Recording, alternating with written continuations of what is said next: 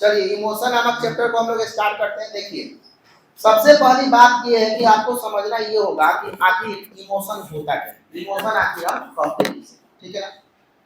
Emotion आखिर हम कहते किसे हैं, इमोशन आखिर होता क्या है, ये दोनों शब्द को पहले समझना होगा, उसके बाद इमोशन के प्रकार को हम समझेंगे। दैट्स वाई हमारा चैप्टर बिल्कुल आसान हो जाएगा, क्लियर हो जाएगा। इससे संबंधित जितना क्वेश्चन होगा वो आपसे आराम से जो है ना वो बन जाएगा, घबराने की कोई जरूरत नहीं। देखिए चलिए शुरू करते हैं आज का चैप्टर, जिसका नाम होगा संवेग। क्या कहेंगे, संवेग। इसको इंग्लिश में हम लोग क्या कहते हैं, इमोशन। इसको इंग्लिश में हम लोग कहेंगे इमोशन। इमोशन खाली लेक्चर सुनिएगा, काम हो जाएगा आपका, कोई लिखने उखने वाला बात नहीं है, खाली सुनिए हमारे बात को, आपका चैप्टर बन जाएगा। देखिए अगर हम इमोशन की बात करें तो इमोशन में एक दो बात याद रखना। देखो इमोशन जो होता है ना वो दो टाइप का हो सकता है, एक सकारात्मक भी हो सकता है और एक नकारात्मक भी हो सकता है, ठीक है ना। अब आप लोग प्यार का नाम सुने होंगे, LOVE, लव, है ना। ये कौन सा इमोशन है, सकारात्मक। और आके एक और शब्द का नाम सुने होंगे जिसका नाम होता है हेट, मतलब क्या बोलते हैं हम इसको, घृणा। तो घृणा कौन सा इमोशन है बताइएगा, नकारात्मक इमोशन। लेकिन है दोनों, रोना तो दोनों में आता है। ज्यादा प्यार हो जाएगा तो यूं रो दीजिएगा, और उसके बाद में किसी से घृणा कीजिएगा तब भी आप रोइएगा। इसका मतलब ये है कि इमोशन जो होता है ना वो भावात्मक होता है, अफेक्टिव होता है।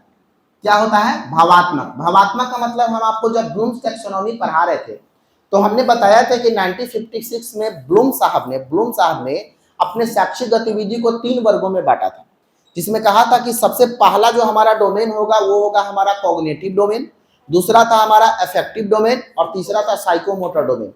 कॉग्निटिव डोमेन हमारे दिमाग से जुड़ा रहता है और अफेक्टिव डोमेन कहां से जुड़ा रहता है, दिल से, भावना। तो भाव, भाव कहां से जुड़ा रहेगा बताइए, भाव जो है ना आपके दिल से ही जुड़ा रहता है ना। तो बात यहां पर जब भाव का है तो भाव तो दोनों है ना, या तो किसी से आप घृणा करते हैं तो दिमाग से किसी से घृणा होता है, नहीं, दिल से होगा। और किसी से प्यार भी करते हैं तो दिमाग से कौन प्यार करता है भाई, प्यार भी होता है कहां से, दिल से। यानी दिल वाला मामला जितना भी रहेगा उस सब के सब क्या कहलाएगा, संवेग कहलाएगा, इमोशन कहलाएगा।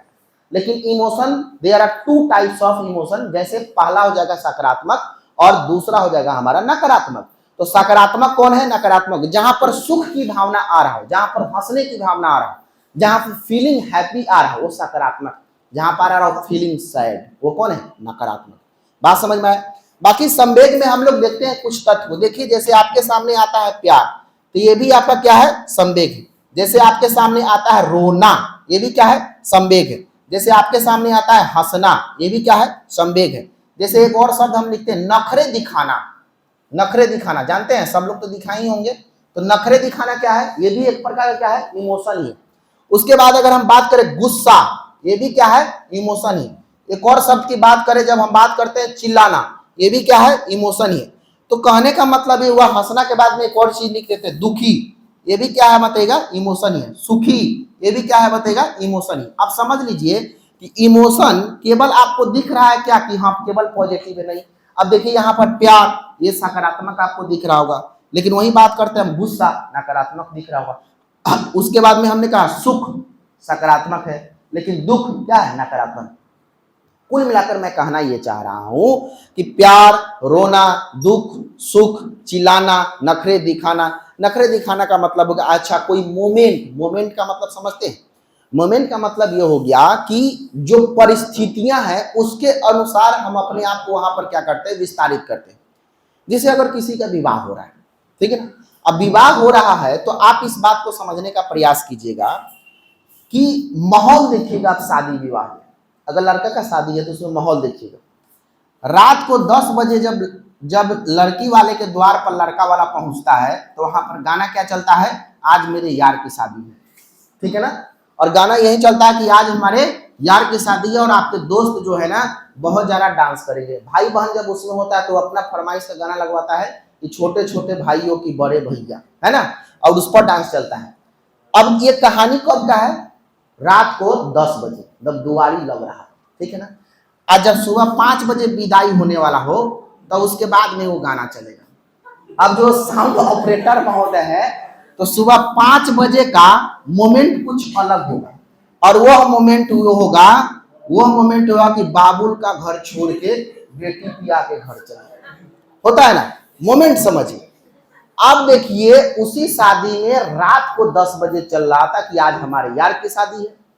उसी शादी में रात को 10 बजे चल रहा था छोटे छोटे भाइयों की बड़े भैया, और सुबह 5 बजे चला कि बाबुल का घर छोड़ के बेटी पिया के घर चले। मोमेंट समझ रहे हैं? रात को 10 बजे का मोमेंट अलग है और सुबह 5 बजे का मोमेंट अलग है। रात को 10 बजे सब लोग हैं खुश, और सुबह 5 बजे जौन जहां खड़ा है वहां मतलब वो कैसा इमोशन में ढल रहा है, वो सैडनेस वाला इमोशन में ढल रहा है। लेकिन सुबह 10 बजे कौन सा इमोशन था?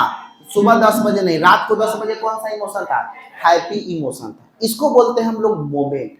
अब बताइए, जिस समय विदाई चल रहा, जिस समय सभी की आंखें नम हो, उस समय आप छोटे छोटे भाइयों की बड़े भैया चलाइएगा? या फिर साउंड ऑपरेटर महोदय जो है, जो वहां पर साउंड को मैनेज करते हैं, वो कभी भी उस तरह का गाना चलाएगा सुबह 5 बजे? नहीं, इतना दर्दनाक गाना चलाएगा खाली ऐसा विदाई वाला कि भाई लड़की को रोने का मन भी नहीं हो तो रोएगी। समझ में आ रहा ना? तो कहने का मतलब ये हो गया कि इसको हम लोग क्या बोलते हैं? मोमेंट बोलते हैं। मतलब आपके एक ही शादी में दो तरह का मोमेंट आपको दिखाई देगा। रात को 10 बजे का मोमेंट अलग है और सुबह 5 बजे का मोमेंट अलग। ये भी तो इमोशन से जुड़ा हुआ है कि रात को 10 बजे सब लोग खुश थे और सुबह 5 बजे का एक ऐसा इमोशन आता है जहां पर सभी लोग क्या होते हैं? दुखी होते हैं और आंखें सबकी क्या होती है? नम होती है। Is it clear? बात समझ में आ रहा है हम क्या कहना चाह रहे हैं? तो ये भी हमारा क्या है? इमोशन है। तो मोमेंट, एक शब्द हमने लिखा मोमेंट। तो मोमेंट का मतलब ये हो गया कि मोमेंट भी हमारा किसका भाग है? एक इमोशन का भाग। तो कुल मिलाकर तुमको बात समझ में आ रहा है? जैसे हंसना, रोना, प्यार, दुख, सुख, चिल्लाना, गुस्सा करना, नखरे दिखाना, मोमेंट, ये सब के सब क्या है? इमोशन। ठीक है ना?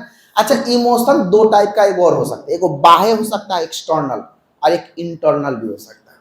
एक्सटर्नल का मतलब ये हो गया कि आप अपने दुख को चिल्ला चिल्ला कर लोगों को बता रहे हैं। जैसे रोना दो प्रकार का होता है। एक ऐसा रोना होगा कि पूरा मोहल्ला जान जाए, और एक ऐसा रोना होगा कि तुम्हारे बगल वाला व्यक्ति भी न जान पाए कि व्यक्ति रो रहा है।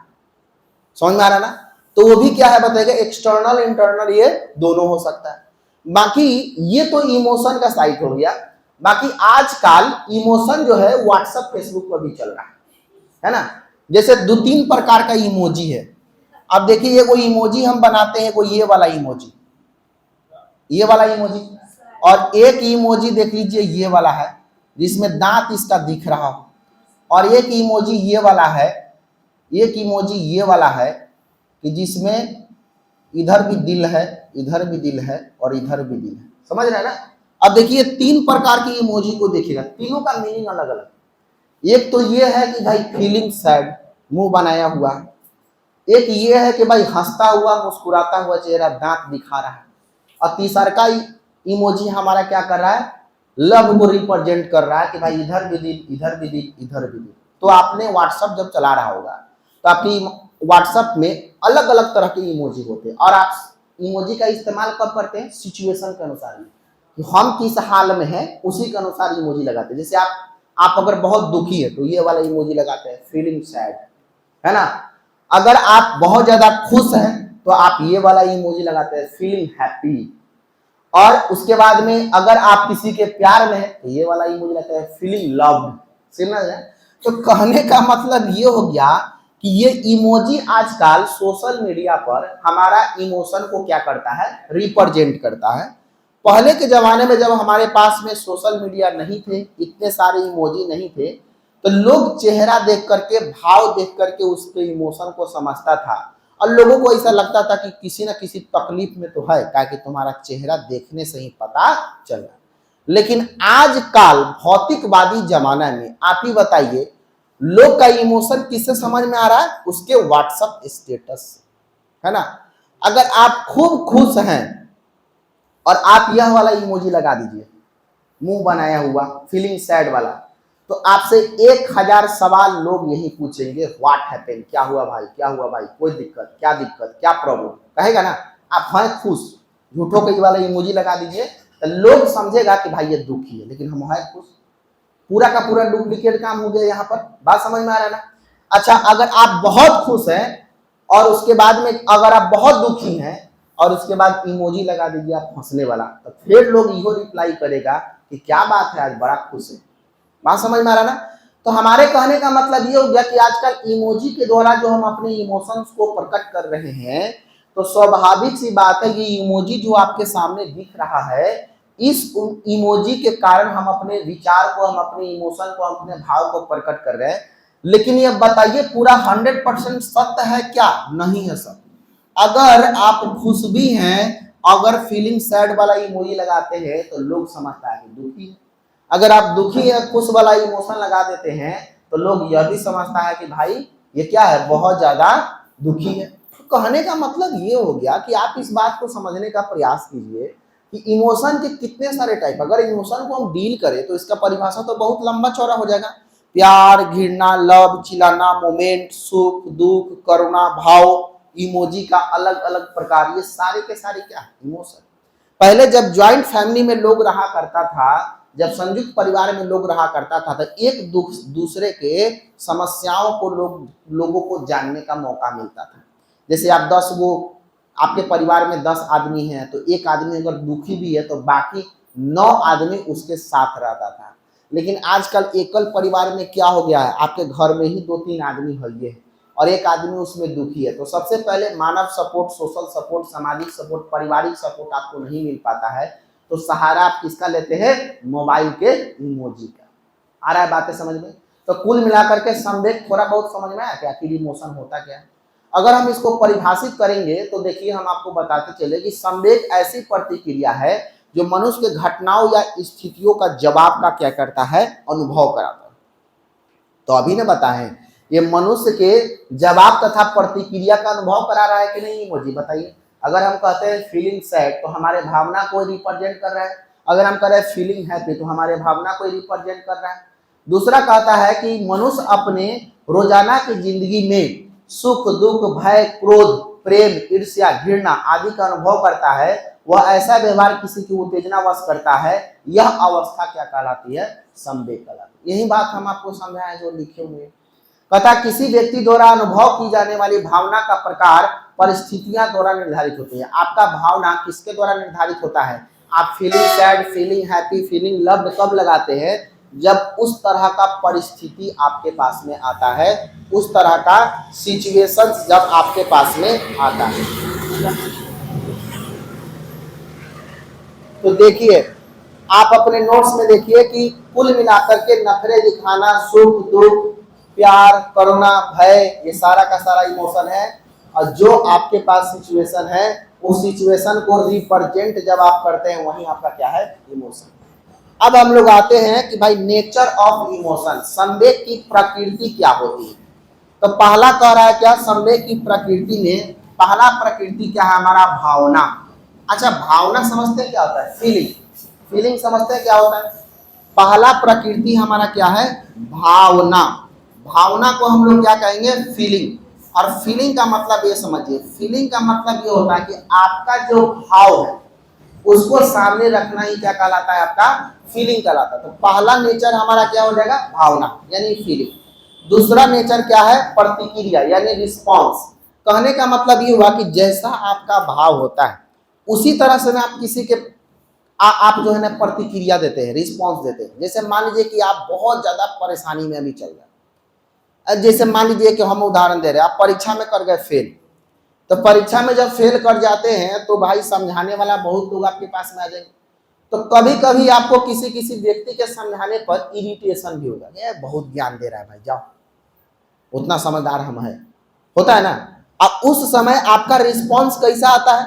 जैसे मान लो कि हम एक एग्जाम्पल देना चाहते हैं कि मान लो किसी लड़की से तुमने प्यार किया और तुम्हारा हो गया ब्रेकअप। अब तुम्हारा दोस्त आकर के कैसा नसीहत दे रहा है कि कहे थे कि सब गलत है, कहे थे कि प्यार मत करो, देखो धोखा मिला ना।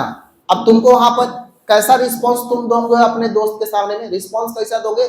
एकदम नकारात्मक रिस्पॉन्स दोगे, ज्यादा समझाओ मत हम, है ना, इस तरह का रिस्पॉन्स। तो भावना जो है ना, फीलिंग के अनुसार हमारा क्या आता है? रिस्पॉन्स होता है। तो रिस्पॉन्स भी एक प्रकार का क्या है? प्रतिक्रिया भी क्या है? प्रतिक्रिया भी हमारा नेचर है। किसका? इमोशन का। कि जैसा परिस्थिति में आप रहेंगे उसी तरह का रिस्पॉन्स आप किसी सामने वाला व्यक्ति को आप देंगे। बात समझ में आया। तीसरा नेचर क्या है, मनोवैज्ञानिक, साइकोलॉजिकल भी होता है। हाँ, साइकोलॉजिकल भी ये इसलिए होता है क्योंकि मन का विज्ञान जो है ना, वही तो आपका इमोशन है। आपका मन अभी क्या है, आप किस तरह के इमोशन में जी रहे हैं, वही आपका क्या है बताएगा, मनोवैज्ञानिक है। तो संवेग जो होता है, संवेग की जो प्रकृति होती है वो कैसा होता है, साइकोलॉजिकल भी होता है। उसके साथ साथ में मानसिक स्थिति, मानसिक स्थिति का मतलब मेंटल स्टेट, मतलब सिचुएशन हम कह सकते हैं। जैसा आपका मन का स्थिति है उसी तरह का आप इमोशन आपके दिमाग में, जहन में, दिल में आएगा। अब जैसे मान लीजिए कि दो तरह की मानसिक स्थितियां होती हैं। अगर आप परीक्षा को पास कर गए तो भाई आपका मानसिक स्थिति बिल्कुल सकारात्मक रहेगा ना। अगर आप परीक्षा में फेल कर गए तो आपका मानसिक स्थिति बिल्कुल उस समय क्या हो जाएगा, नकारात्मक। अब आप ही बताइए, एक व्यक्ति जो पास है और एक व्यक्ति जो फेल है, क्या दोनों का मेंटल स्टेट एक जैसा है क्या? नहीं, दोनों का मेंटल स्टेट क्या हो जाएगा, अलग अलग हो जाएगा, क्योंकि स्थितियां और परिस्थितियां दोनों के साथ में क्या है, अलग अलग है। इसीलिए मानसिक स्थिति, मेंटल स्टेट भी जो है ना, वो हमारे संवेग का क्या होता है, प्रकृति होता है, नेचर ऑफ इमोशन। उसके बाद में अनुभव, एक्सपीरियंस, जैसा चीज को आप एक्सपीरियंस करेंगे उसी तरह का भाव आप में क्या होगा, प्रकट होगा। सो दैट्स वाई भावना, प्रतिक्रिया, मनोवैज्ञानिक, मानसिक स्थिति, अनुभव, ये सारे के सारे क्या है, संवेग का क्या है, प्रकृति है, नेचर ऑफ इमोशन। बात समझ में आया कि नहीं आया, बताइए, समझ में आया। उसके बाद हम लोग समझते हैं संवेग का प्रकार।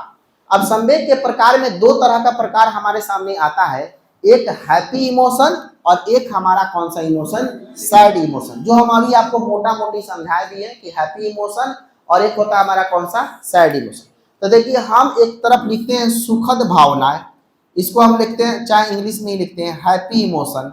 एक होगा हमारा कौन सा, हैप्पी इमोशन, और एक होगा हमारा कौन सा बताइएगा, सैड इमोशन। अच्छा, हैप्पी इमोशन जो होगा ना वो सकारात्मक होगा, और सैड इमोशन जो होगा ना वो क्या होगा, नकारात्मक होगा। पहली बात समझिए, तो हैप्पी इमोशन सकारात्मक और सैड इमोशन क्या हो जाएगा, नकारात्मक। अब सकारात्मक में कौन कौन सा तथ्य आता है इसको समझिए। पहला तथ्य आता है क्या बताइएगा, आनंद, जिसको हम लोग कहते हैं जॉय। पहला इमोशन कौन सा आएगा, सकारात्मक में बताइएगा आनंद, जिसको हम लोग क्या कहते हैं, जॉय। अब आप ही बताइए, अगर आप जॉय की भावना में, आनंद की भावना है, तो बताइए यहाँ पर दुख प्रकट हो रहा है कि सुख प्रकट हो रहा है, बताइए। सुख प्रकट हो रहा है, और सुख प्रकट होना ही तो हम आपको बताए थे सकारात्मक, वही तो आपका हैप्पी इमोशन है। तो जॉय यानी कि आनंद जो है वो क्या हो गया, वो आपका हो गया सकारात्मक इमोशन। उसके बाद हम एक चीज और लिखते हैं जिसका नाम होगा उत्साह। क्या नाम होगा, उत्साह। अब उत्साह का मतलब आप यह समझिए, एक्साइटमेंट, एक्साइटमेंट समझते हैं ना, उत्साह को हम लोग क्या बोलते हैं, एक्साइटमेंट। अब एक्साइटमेंट, आप बताइए किसी काम को करने के लिए आप एक्साइटेड है, या फिर आपका परीक्षा में रिजल्ट आ गया तो आप एक्साइटेड है, चलो अब नौकरी लग जाएगा, पैसा छापेंगे, है ना। तो क्या कहने का मतलब आप समझ रहे हैं ना, एक्साइटमेंट। आप ही बताइए, सुख का भाव दे रहा है कि दुख का भाव दे रहा है, ध्यान से हमारे बात को सुनिएगा, कि नोट्स पर कुछ भी ध्यान देने की जरूरत नहीं। सुख का भाव दे रहा है कि दुख का भाव दे रहा है, सुख का भाव दे रहा है, तो भाई ये हैप्पी इमोशन के अंतर्गत में आया कि सैड इमोशन, हैप्पी इमोशन के जो अंतर्गत आ रहा है वो सकारात्मक है कि नकारात्मक है, सकारात्मक। इसका मतलब आनंद यानी जॉय, हैप्पी इमोशन। उसके बाद में एक्साइटमेंट, उत्साह, कौन सा इमोशन, हैप्पी इमोशन। उसके बाद में एक और आता है कृतज्ञता, मतलब ये हो गया कि आप यह समझिए ग्रेटिट्यूड। ग्रेटिट्यूड, कृतज्ञता का मतलब इंग्लिश में हम इसको क्या बोलते हैं, ग्रेटिट्यूड, कृतज्ञता, कृतज्ञता। कृतज्ञता का मतलब होता है ग्रेटिट्यूड। ग्रेटिट्यूड क्या होता है समझने का प्रयास कीजिए, कृतज्ञता क्या होता है समझने का प्रयास कीजिए। जैसे एक एग्जांपल देते हैं, जैसे आपने कोई काम किया बहुत मेहनत से, और बहुत मेहनत से जब आपने काम किया तो सामने वाला व्यक्ति आपके काम को देखा, और काम को देखने के बाद में बोला, अरे वाह बहुत अच्छा, बहुत बढ़िया, अरे क्या शानदार आप काम किए, बहुत अच्छा, बहुत खुशी हुआ। तो आप क्या करते हैं, थैंक यू जी, thank you sir, thank you sir, thank you sir. तो ये thank you thank you thank you thank you thank you, ये थैंक यू क्या है, ग्रेटिट्यूड। अब बताइए, जब आप काम अच्छा किए और सामने वाला व्यक्ति उस काम का सराहना करता है, और सराहना करने के बाद आप उसको बोलते हैं जब थैंक यू, तो उस समय नकारात्मक इमोशन होता है कि सकारात्मक, सकारात्मक रहेगा ना। तो इसी को हम बोलते हैं ग्रेटिट्यूड। ग्रेटिट्यूड का मतलब ये हो गया, कृतज्ञता का मतलब ये हुआ कि जो काम हमने किया उसका सराहना समाज में किया गया। तो हमने रिप्लाई क्या दिया, thank you thank you thank you, है ना। तो ये क्या है, इसी को बोलते हैं हम लोग ग्रेटिट्यूड। बात समझ में आया। जैसे मान लीजिए कि आप मंच का संचालन कर रहे थे, ठीक है ना, मंच का संचालन किए, तो पूरा जब प्रोग्राम खत्म हो गया तो आपके कॉलेज के डायरेक्टर साहब आपको बोले कि बहुत बढ़िया बहुत बढ़िया बहुत अच्छा आपका संचालन रहा, बहुत बढ़िया। तो आप क्या बोलते हैं, आपका रिप्लाई क्या आएगा, थैंक यू सर। तो ये थैंक यू क्या है, ग्रेटिट्यूड। तो उसमें सकारात्मक इमोशन आ रहा है कि नकारात्मक आ रहा है, सकारात्मक, यानी कि वो कौन सा है, हैप्पी इमोशन है। तो बात समझ में आया। कृतज्ञता क्या होता है, कृतज्ञता का मतलब हो गया thank you thank you thank you, मतलब जो काम हमने किया उसका सराहना किया गया और उस पर हमने रिप्लाई दिया thank you sir thank you you thank you sir thank you. ये क्या हो गया, कृतज्ञता हो, इसको बोलते हैं ग्रेटिट्यूड। समझ में आया। तो ये कौन हो जाएगा बताओ, सकारात्मक की नकारात्मक, सकारात्मक हो जाएगा। जहां पर फीलिंग हैप्पी आ रहा हो सारा का सारा कौन है, सकारात्मक है। दिमाग से समझना, ठीक है ना। उसके बाद में एक और आता है संतुष्टि। संतुष्टि का मतलब क्या होता है समझ लीजिएगा। संतुष्टि का मतलब ये हो गया कि दो तरह का व्यक्ति समाज में होगा, समझिएगा बात। एक ऐसा व्यक्ति होगा कि जिसको केवल इस बात का चिंता होता है कि हमारे पास में क्या क्या नहीं है, और एक व्यक्ति हमारे समाज में ऐसा भी होता है कि जिसको जो यह बात सोचकर सुखी में रहता है कि भगवान ने हमको बहुत कुछ दिया, और जो दिया वो बहुत है। मतलब एक कहावत आपने सुना होगा, किसी किसी व्यक्ति में यह कॉन्सेप्ट आता है कि भगवान जितना दिए हैं उतना बहुत है। एक ये हो गया, और एक ये कि कितनों दे दिए हैं लेकिन फिर भी वह व्यक्ति क्या है, परेशान है कि भाई साहब हमको ये नहीं मिला वो नहीं मिला वो नहीं। अब आप ही बताइए नकारात्मक इमोशन आप में कब आएगा, आप सोचिए। नकारात्मक इमोशन आप में तब आएगा जब आप इस बात का अनुमान कर रहे हो कि हमको भगवान ने क्या क्या नहीं दिया। अच्छा क्या क्या नहीं दिया इसके बारे में सोचिएगा तो आप दुख की भावना में जा रहे हैं, सही है। जैसे बगल वाला घर के पड़ोसी जो है उसके पास में कार है, हमारे पास कार नहीं, तो बताइए आप दुखी हो रहे हैं कि सुखी हो रहे हैं, भाई दुखी हो रहे हैं ना।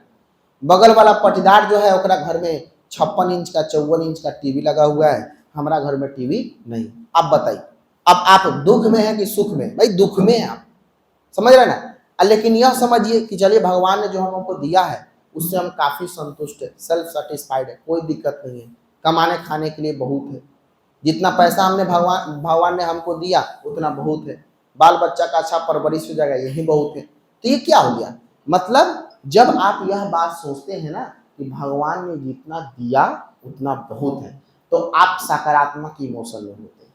और जब यह बात आप सोचते हैं ना कि फलानवा की ये चीज मिल गया हमारा ये चीज कब मिलेगा, एकरा मतलब क्या है, आप असंतुष्ट हैं, और असंतुष्ट में रहिएगा तो आप दुख की भावना में जाइएगा।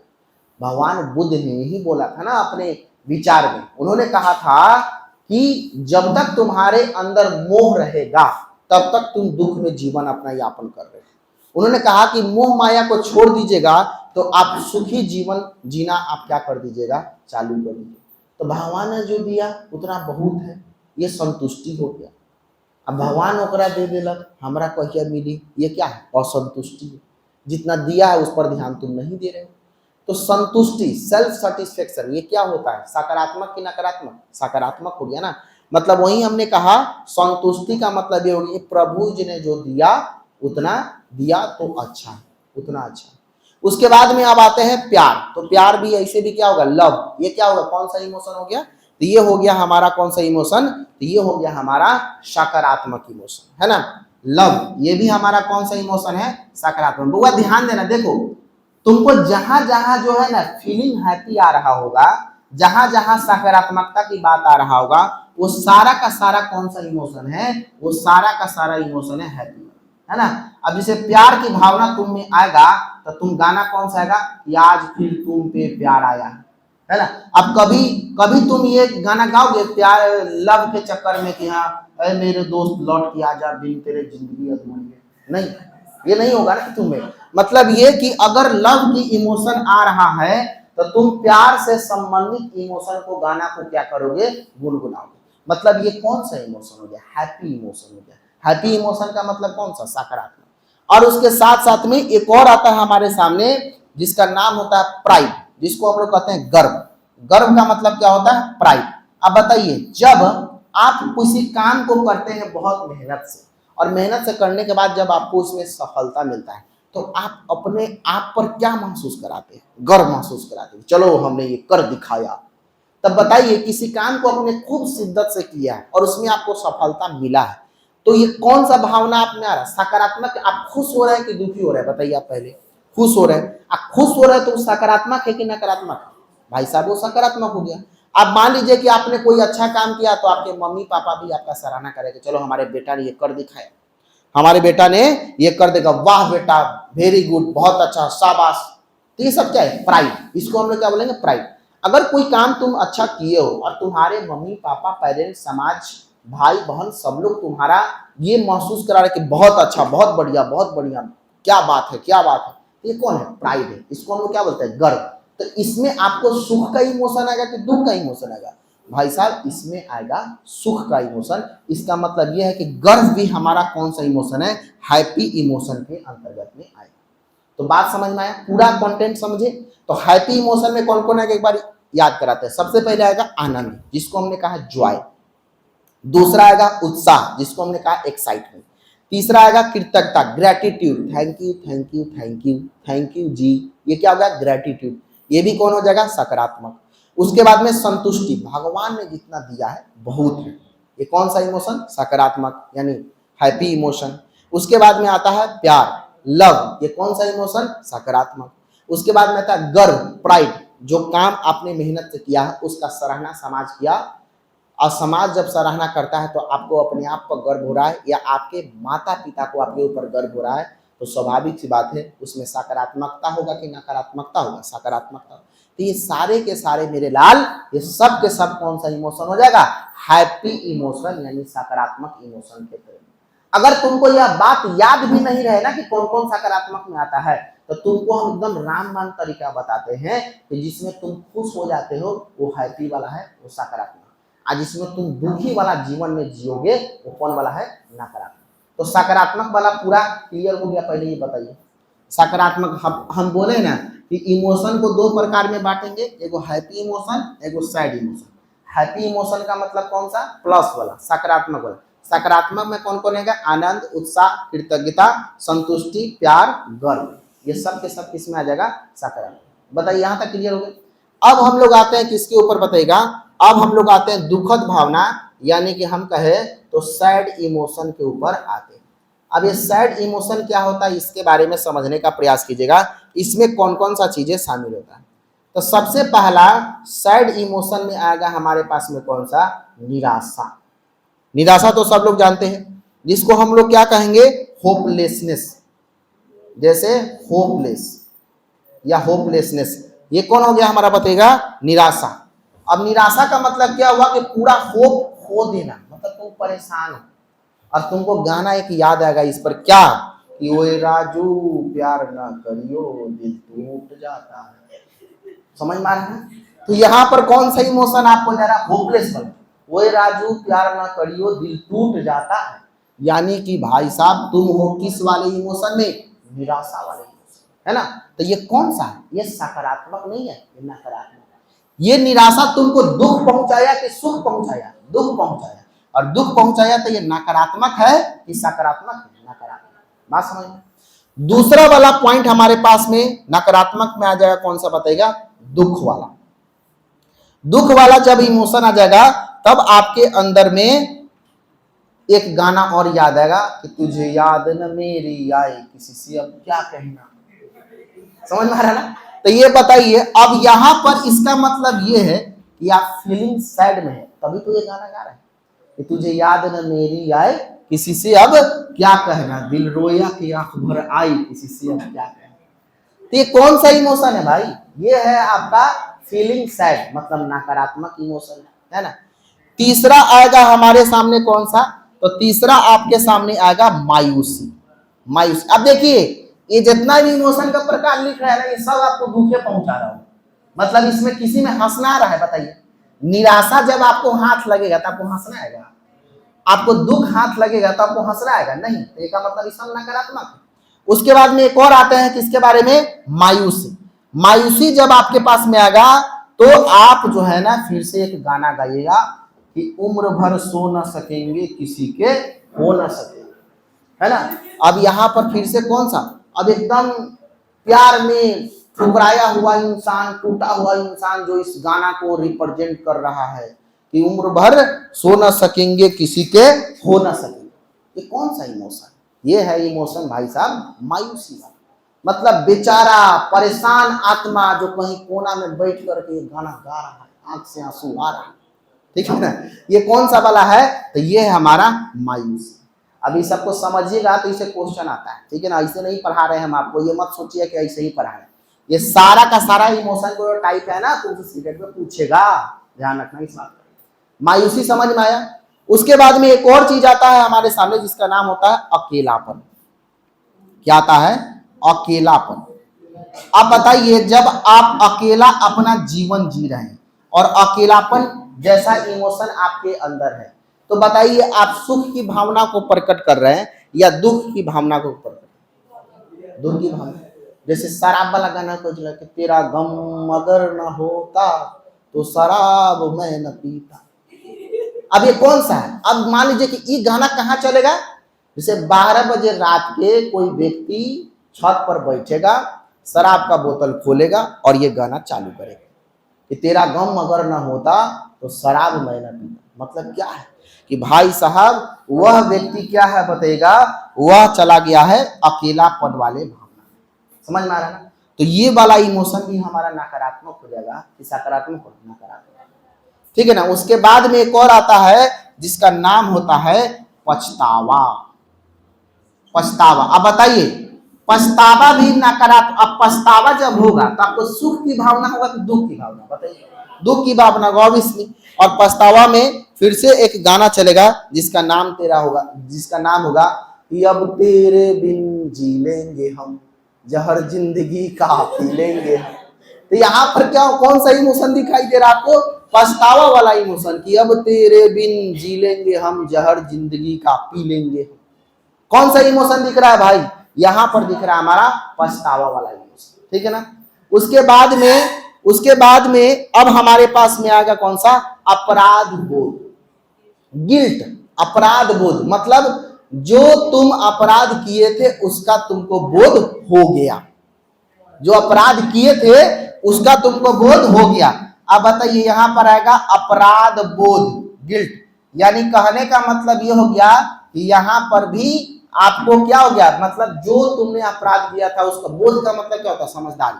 तो समझदारी अब हो गया, तो आप सीधी सीधी बात है कि फिर से आप वहां पर एक गाना चलेगा जिसका नाम होगा क्यों आए तू मेरे जिंदगी में इस तरह से, बदलने की तरह, मौसम की तरह, हवाओं की तरह, जलवायु की तरह, जो भी है ना।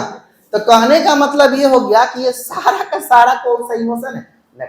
अब तुमको इतना चीज हम जब लिखे तो तुमको एक बात तो समझ में आ गया होगा कि जहां पर दुख वाला भावना आ रहा है सर वो सकारात्मक, वो नकारात्मक है, और जहां पर सुख वाला भावना आ रहा है वो कौन सा है। अब बिना तुम नाम याद किए ही मार दोगे कि कौन सकारात्मक और कौन नकारात्मक। जहां पर फीलिंग हैप्पी वो सकारात्मक, जहां पर फीलिंग सैड वो नकारात्मक। जैसे निराशा रोएगा, दुख रोएगा, मायूसी रोएगा, अकेलापन रोएगा, उसके बाद में पछतावा रोएगा, और उसके बाद में अपराध बोध, जो अपराध किया था उसका बोध होगा तब भी तुम रोएगा। ये सारा का सारा कौन सा इमोशन है, नकारात्मक। जहां रोना होगा वो नकारात्मक, और जहां मुस्कुराना या हंसना होगा सकारात्मक। Is it clear to everyone, बताइए समझ में आया, क्लियर हुआ दोनों। अब आइए नोट्स में देखिए, नोट्स में देख लीजिए संवेग का प्रकार हमने लिखा है टाइप ऑफ इमोशन। एक तरफ लिखा होगा हमने हैप्पी इमोशन, सुखद भावना, दूसरे तरफ लिखा होगा सैड इमोशन। हैप्पी इमोशन में हमने लिखा होगा सकारात्मक, और दुखद इमोशन में, दुखद भावना में लिखा होगा नकारात्मक। अब पहले हम लोग डिस्क्राइब किसको किया है, हैप्पी इमोशन को, तो देखिए हमने लिखा है कि पहला इसमें आएगा कौन, आनंद, जॉय। उसके बाद आएगा उत्साह जिसको एक्साइटमेंट। उसके बाद में कहता है कृतज्ञता, ग्रेटिट्यूड, मतलब हमने लिखा है thank you thank you thank you. उसके बाद में संतुष्टि, बोले थे कि प्रभु जी ने दिया है वो बहुत है। प्यार, मतलब तुम गाना गाओगे आज फिर तुम पे प्यार आया। गर्व, प्राइड, वाह बेटे वाह, वाह बेटे वाह। माता पिता के द्वारा जब ये कहा जाएगा तब तुम पर क्या होगा, अपने आप पर प्राइड महसूस होगा। देखे ना, देखिए ना आपके नोट्स में लिखा हुआ सब। और फिर देखो सैड इमोशन को भी हम आपके नोट्स में लिखे हुए हैं, और सैड इमोशन में हमने लिखा निराशा, है ना। निराशा में लिखा कि ओए राजू प्यार ना करियो दिल टूट जाता है, देखिए लिखा हुआ है, गाना भी लिख दिए, है ना। उसके बाद में आता है दुख।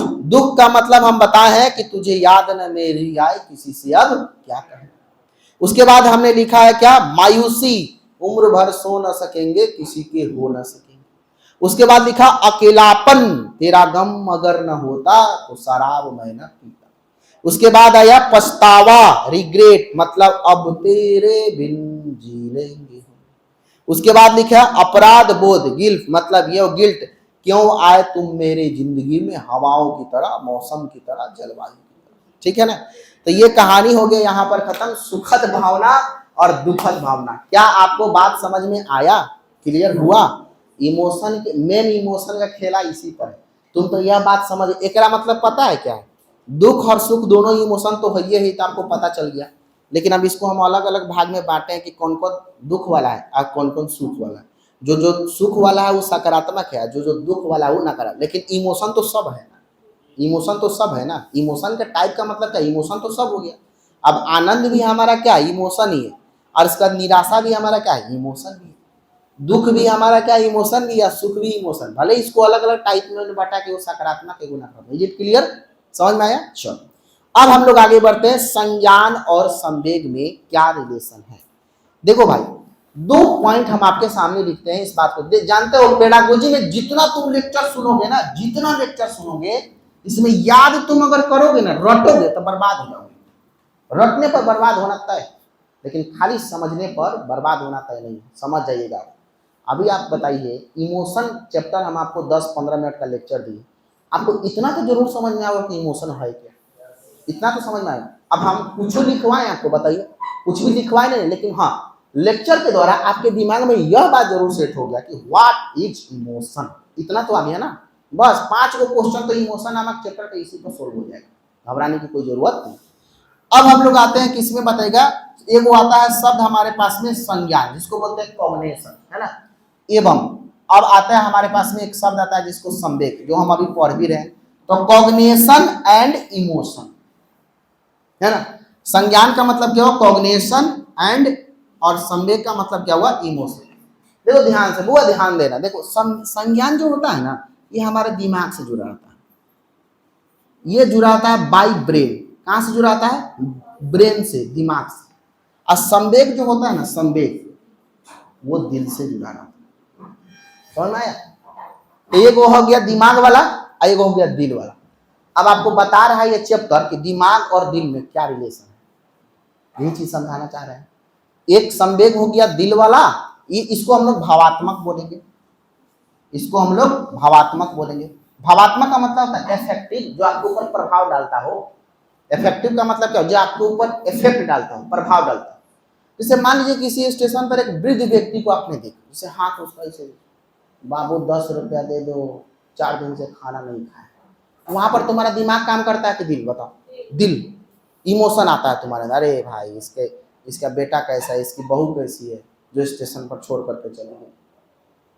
तो कौन है, भावात्मक, इफेक्टिव है, तुम्हारे ऊपर प्रभाव डाल रहा है कि नहीं डाल रहा, डाल। तो संवेग जो होता है ना, भावात्मक होता है।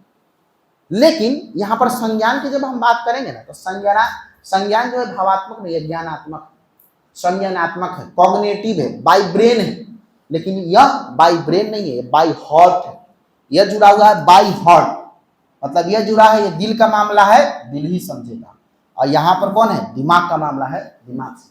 लेकिन सवाल यह है, क्या दिल और दिमाग में कोई संबंध होता है, तो हाँ होता है, दिल और दिमाग में संबंध तो होता है।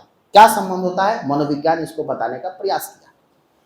पहला कह रहा है कि संवेग एक मानसिक स्थिति है, हाँ, mental situation is called emotion. सही बात है, जो आपकी मन की दशा है, मन की व्यथा है, मन का सिचुएशन है, वही तो आपका इमोशन, बोले ना। अगर मान लीजिए कि आपको किसी व्यक्ति ने डांटा, तो डांटने के बारे में बाद में आपका मानसिक स्थिति कैसा होगा, नकारात्मक की सकारात्मक, नकारात्मक। आप दुखी होंगे ना, कोई व्यक्ति अगर डांटा है तो आप दुखी होंगे, और दुखी जब होंगे तो आपका मन का स्थिति कौन वाला हो गया, दुख वाला। तो इमोशन कौन सा आ गया? नकारात्मक इमोशन आ गया। तो करा कि संवेग एक क्या है? मानसिक स्थिति, मतलब तुम्हारा जो मेंटल सिचुएशन होता है ना, उसी को हम संवेग कहते हैं। बोले ना, जो तुम्हारा मन का स्थिति होता है, जो मन का स्थिति होता है, जो तुम्हारा मानसिक स्थिति होता है, मेंटल स्टेट होता है, उसी को हम क्या कहते हैं? इमोशन कहते हैं। जो भय, क्रोध, प्रेम आदि से क्या है? बताएगा, जुड़ा है। तो सही तो है, संवेग भय, क्रोध, प्रेम आदि सबसे जुड़ा होता है। अभी हम आपको बताएं सकारात्मक नकारात्मक बताएं।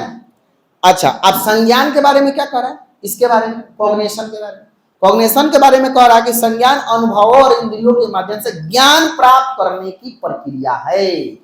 तो नॉलेज को प्राप्त करने का जो प्रोसेस है वो संज्ञान है, समझ रहे ना। आज जो आपका मानसिक स्थिति है वो कौन है? संवेग। जो आपका मन का सिचुएशन है वो आपका संवेग है, और ज्ञान प्राप्त करने का प्रोसेस जो है वो क्या है? संज्ञान। तो संज्ञान का संबंध पूरा का पूरा है ज्ञान के प्राप्त करने से, बोली ना हो। और संवेग का संबंध किससे? आपके मानसिक स्थिति से, मतलब मेंटल सिचुएशन आपका। समझ में आया दोनों का मामला? ठीक है ना। अब देखिए उसके बाद में क्या होता है कि मन और संवेग, मतलब हमारे कहने का मतलब संवेग और संज्ञान में घनिष्ठ संबंध आखिर कैसे? तो देखिए हम एक उदाहरण देते हैं फिर से आपके साथ। मान लीजिए कि आप टीचर हैं, हाँ? और टीचर हैं तो आप सपोज दैट मान के चलिए कि आज जब स्कूल जाने से पहले बीवी से आपको बहुत झगड़ा हो गया, मतलब उच्च स्तर का झगड़ा, एकदम ताना तानी वाला, राइट? तुम्हारे साथ हम नहीं रहेंगे, तो बोले कि ना हम भी नहीं रहना चाहते, ये वाला झगड़ा हो गया। अब तुम स्कूल में जब जाओगे, अब बच्चा को जब तुम पढ़ाओगे तो बताइए, अब तो वहां पर बात हो गया दिल वाला कि भाई वो हमको कैसे ही बोली। अब दोनों प्रॉब्लम कहां पर ये है कि बीबी यह सोचेगी कि हमको कैसे बोल दी ये बात, अच्छा हस्बैंड ही सोचेगा कि हमको कैसे बोल दी ये बात, अब दोनों इसी बात को लेकर दुख में है। आप जब जाइएगा स्कूल में पढ़ाने के लिए, अब स्कूल में जब पढ़ेगा तो आपका, समझ रहे ना, अब घरे झगड़ा हुआ है तो मन मस्तिष्क अर्थात संज्ञान ज्ञान प्राप्त करने का जो मशीन है वो भी डिस्टर्ब रहेगा। और उसके बाद में क्या होगा? आपका इमोशन जब खराब हुआ तो आप विद्यालय में जब जाएंगे और बच्चा को पढ़ाएंगे तो यही वाला इमोशन फ्रस्ट्रेशन कभी बच्चा पर भी निकल जाएगा। जैसे ये कहानी है, आपने सुना हो कि ऑफिस में अगर आपको डांट पड़ा अपने बॉस से, ऑफिस में तो बॉस को पीट नहीं सकते, अब घर पर जब आए तो बच्चा सब उतार दिए पूरा। समझ में आ रहा ना? तो क्या हुआ वहां पर इमोशन का? अब बताइए इमोशन का प्रभाव हमारे संज्ञान से जुड़ रहा है कि नहीं जुड़ रहा है? आपका जैसा इमोशन होगा, जैसा मानसिक स्थिति होगा, उसी तरह का ज्ञान प्राप्त का सोर्स आपके सामने आएगा। मतलब अगर आपको घर में झगड़ा हुआ है, उसके बाद आप पढ़ाने गए वो स्थिति, और घर में कोई झगड़ा नहीं, एकदम सुख शांति, फिर आप पढ़ाने गए वो स्थिति, दोनों में अंतर है कि नहीं? अंतर आया समझ में? तो इसका मतलब हम कहना ये चाहते हैं कि भाई ये संज्ञान और संवेग में संबंध होता है, मतलब हमारा जो भाव है और हमारा जो ज्ञान प्राप्त का माध्यम है, ये दोनों में संबंध होता है, बिटवीन रिलेशन होता है। आगे देखिएगा नेक्स्ट पेज नंबर 63। उसके बाद हम लिखे हैं कॉग्निशन एंड इमोशन। लिखे हैं कि ये दोनों में आपस में घनिष्ठ संबंध, घनिष्ठ रूप से जुड़ा है। अभी ना आपको बताया, अभी तो हमें यही बात बताया कि संज्ञान, इधर देखिए ना, संज्ञान और संवेग ये दोनों में क्या होता है? घनिष्ठ संबंध होता है। संज्ञान और संवेग में क्या होता है? घनिष्ठ संबंध होता है। कहता है यह जो है ना एक दूसरे को संभालता भी है, यानी यह होता है द्विदिशात्मक, बाई डायरेक्शनल। बाई डायरेक्शनल का मतलब द्विदिशात्मक, मतलब एक दूसरे को यह संभालता है। तो ये बात सही है, अगर आपका दिल ठीक है तो दिमाग ठीक रहेगा, सही है। अगर आप दुख की भावना में है तो दिमाग भी उसी प्रकार के सिचुएशन में अपने आप को क्या करेगा? डालेगा। तो ये एक दूसरे को संभालने का काम करता है। कैसे करता है कि जैसे आप दुख में होते हैं तो एगो दिमाग हमारा ये कहता है कि चलो जहां का बात है वहां छोड़ो, अपना नया काम स्टार्ट करो, ये हो गया रीस्टार्ट। और एक ये होता है कि वो कैसे हमको यह बात बोल दी या बोल दिया, इसका मतलब क्या है? दोनों एक दूसरे को क्या करता है? संभालता है। तो इसमें इंपॉर्टेंट टर्म है, इसको अंडरलाइन करना है इसको, कि द्विदिशात्मक मतलब बाई डायरेक्शनल, लीनियर नहीं होगा ये। ऐसा नहीं है कि हाँ संज्ञान और संवेग का रिलेशन तो है लेकिन एक दूसरे के सहयोगात्मक भावना को नहीं दिखाता, ये बात सही नहीं है, बल्कि ये दोनों एक दूसरे से क्या होते हैं, द्विदिशात्मक मतलब बाई डायरेक्शनल, मतलब एक दूसरे से क्या रहते हैं, जुड़े हुए रहते हैं। उसके बाद में कहता है गतिशील परस्पर क्रिया है, मतलब डायनेमिक प्रोसेस है ना संज्ञान और संवेग। अब जैसे मान लीजिए कि आपका पहले दिन, अगर मान लीजिए कि जिस दिन झगड़ा हुआ रहता है उस दिन के सिचुएशन में, और उस दिन के बाद से अगले 3 दिन के बाद आपका दिमाग और दिल वही रहता है कि बदला हुआ रहता है, बताइए आप, बदल जाता है ना। अब झगड़ा हुआ अभी के अभी तुरंत झगड़ा हुआ, उस समय का मानसिक स्थिति और आफ्टर 2 आवर उस समय का मानसिक स्थिति परिवर्तित रहेगा कि वही रहेगा, बताइए, परिवर्तित रहेगा। इसका मतलब ये क्या होता है, डायनेमिक होता है। डायनेमिक का मतलब क्या हुआ, चेंजेबल हो, गतिशील होता है। मतलब ये नहीं है कि अभी झगड़ा हुआ है तो यही वाला स्थिति अगले 6 दिन के बाद भी रहेगा, नहीं, बदल जाएगा ना, तो ये डायनेमिक होगा, ठीक है ना। तो हमने लिखा है कि गतिशील परस्पर क्रिया है, मतलब हमने कहा कि अगर मन दुखी रहेगा तो काम खराब होना तय है, अब मन अगर अच्छा है तो काम भी अच्छा होना क्या है, तय। इसीलिए हम लोग कहते हैं जब भी कोई व्यक्ति यात्रा पर जाता है, ट्रैवलिंग पर जाता है, तो घर में लोग क्या कहता है, यात्रा पर जा रहा है, जरा टेढ़ा बात इससे मत करो, मन इसका दुखी मत करो। जब मन दुखी होगा तो काम खराब हो जाएगा, अब मन अगर सुखी होगा तो काम भी अच्छा होगा। तो हमारे समाज में रीति रिवाज है कि दही चीनी खिला करके भेजा जाता है किसी काम को करने के लिए, देखते हैं ना, क्यों किया जाता है, इसके पीछे सामाजिक और सांस्कृतिक रीजन ये है कि मन शुद्ध और ठंडा रहेगा, है ना। ऐसा कहा जाता है कि कभी भी मांसाहार का इस्तेमाल करके और कहीं यात्रा पर नहीं जाना चाहिए, ये भी सिचुएशन है। शुद्ध खाना खा करके, शुद्ध भोजन करके, शाकाहारी भोजन करके, दही चीनी खा करके जाइएगा तो काम आपका जो है आसान है। इसके पीछे कारण ऐसा थोड़ा है कि दही चीनी खा के जाने पर नौकरी लग जाएगा आपका, ऐसा नहीं है, लेकिन हाँ एक मानसिकता है हमारे समाज में कि मन आपका शुद्ध तो काम अच्छा, यही तो दिखाता है संज्ञान और संवेग के रिलेशन को। इज इट क्लियर, समझ में आया? तो मैं आपको कहना ये चाह रहा हूं कि आप बताइए क्या संज्ञान और संवेग का बात समझ में आया? देखो बुआ ध्यान दीजिए, एक तरफ संज्ञान एक तरफ संवेग, इसका संबंध है किससे, बताइए, दिमाग से, इसका संबंध है दिल से, दिमाग ठीक तो दिल ठीक, दिल ठीक तो दिमाग ठीक, ये भी है। दोनों में रिलेशन कैसा है, द्विदिशात्मक, बाई डायरेक्शन, एक दूसरे को संभालने का काम कौन करता है, एक दूसरे करता है, मतलब संज्ञान भी संवेग को संभालता है और संवेग भी संज्ञान को संभालता है। कभी दिल टूटता है तो दिमाग लगाते हैं, और कभी दिमाग खराब होता है तो दिल लगाते हैं, ठीक है ना। तो कहने का मतलब ये हुआ कि ये दोनों एक दूसरे से क्या है, बाई डायरेक्शनल है, मतलब द्विदिशात्मक। Is it clear to everyone, समझ में आया? चलो हम लोग अभी देख रही है कि इमोशन क्या है, इमोशन के कितने टाइप है, और संज्ञान और संवेग में क्या रिलेशन होता है। इतना तक बात समझ में आया? क्वेश्चन बन जाएगा, तुमको चिंता नहीं करना, खाली समझो तुम, इतना तक बात समझ में आया। आगे बढ़ते हैं, संवेग को प्रभावित करने वाला कारक, मतलब हमारे इमोशन पर कौन कौन सा ऐसा फैक्टर है जो प्रभावित करता है।